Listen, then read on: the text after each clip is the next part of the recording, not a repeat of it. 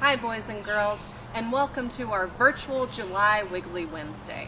My name is Ranger Leah. I'm a park ranger at Kings Mountain National Military Park, and I'm happy to welcome you to my backyard where we're surrounded by trees and bushes that are showing their big, thick green leaves. Now I'm dressed a little bit differently today. I'm wearing clothes that people that lived here wore a long time ago, 250 years ago, before we were even a country. I have on a navy blue hunting frock here, like a coat. I have on navy breeches that come down to my knees. I have on brown stockings. I have a green and orange woven belt here, what they call a sash. I have a black flop hat that's going to keep the sun out of my eyes and the rain off my face, and I have a red hat band around that black flop hat. I also have this big drum here that's strapped across my shoulder and sitting on my right hip. Why am I dressed so funny, and why do I have this drum? Well, today we're going to do a program that I know you're going to love. We're going to look at how drums were used during the Revolutionary War. Now that was the war that we fought to become a country 250 years ago, just about.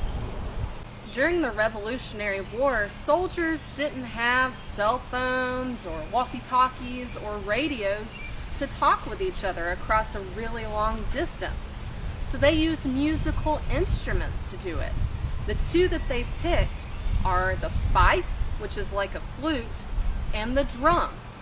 Now the fife is really high-pitched where it can carry across the battlefield, and the drum is really low-pitched. So together, those two instruments were used for soldiers to be able to talk across the battlefield. The drummers would play different cadences, now that's a fancy word for beats, to tell soldiers different things to do, different commands. So we'll run through a few of those so you can see what it would sound like.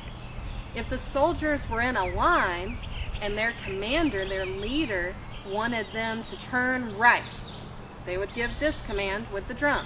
That means turn right. If their commander wanted them to turn left, he would give this command with the drum. If he wanted the line to turn all the way around, what they called an about face, he would give this command. Now drummers also told soldiers what to do when they were in the camp. They would drum out commands for when it was time to get up in the morning, for when it was time to gather water or go get water, when it was time to gather firewood. So basically everything that soldiers had to do, drummers were going to give them the commands. So the alarm clock for soldiers was something that they called reveille, and I will show that to you now.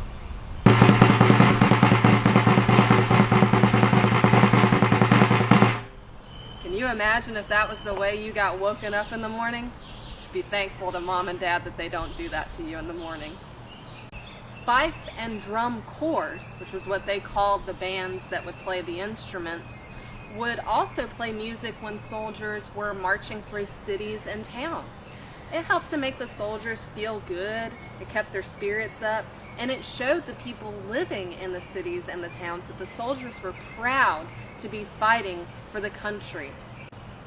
Who were the people who were playing the drums? Well, most drummers were boys under the age of 16 or older men over the age of 50 who were thought to be too old to fight. So you had boys who were too young to fight and men who were too old to fight, who were drummers. Did drummers have special uniforms that they had to wear? Sometimes an army didn't have enough uniforms to give to their drummers, so they would just wear whatever they had, like I have on right now.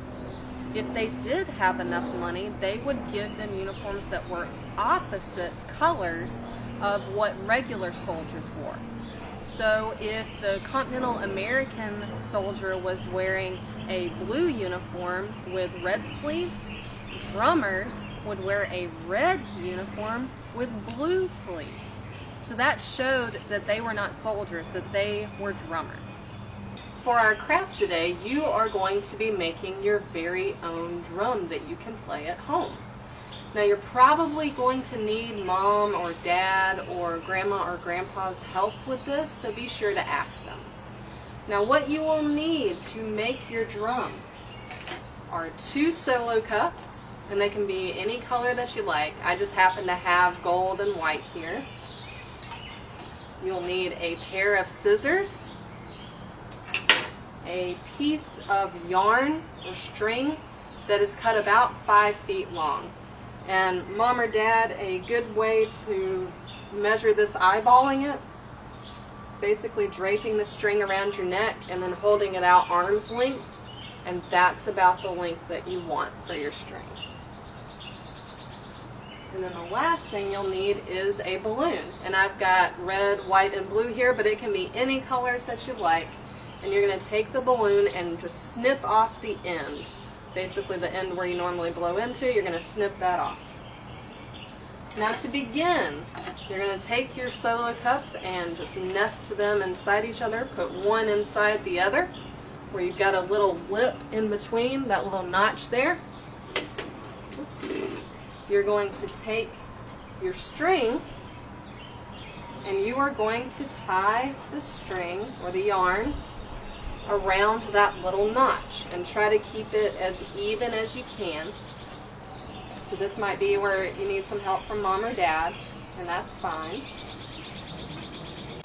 Alright, so we've got it tied around the middle there, and don't worry, it's not going to slip off once we put the balloon on. So you'll have it just like this. Then you are going to take your balloon that you cut and you're going to stretch it over the top of the cup. And once again, you might need mom or dad's help for this. It can be a little bit difficult. Alright, so I got it stretched all the way across the top there, and you can see that string's being held so it's not slipping around.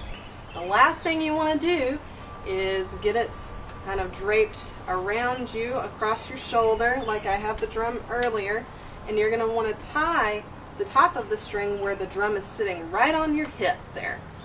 So you'll end up just tying a knot at the top, and voila, you have your very own drum that you can play. And you can play it with your fingers, or you can get sticks from the yard and play it as well. I hope you enjoy your drum.